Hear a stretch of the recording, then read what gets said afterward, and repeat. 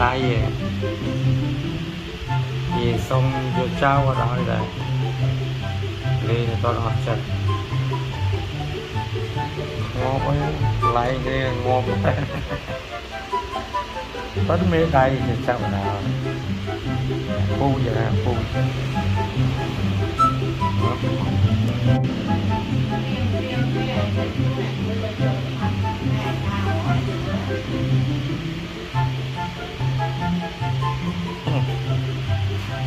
đai về thì xong vô trao vào đó đây đi to nó chặt ngon ấy lại cái ngon vẫn mấy đây thì sao nào phu vậy nè phu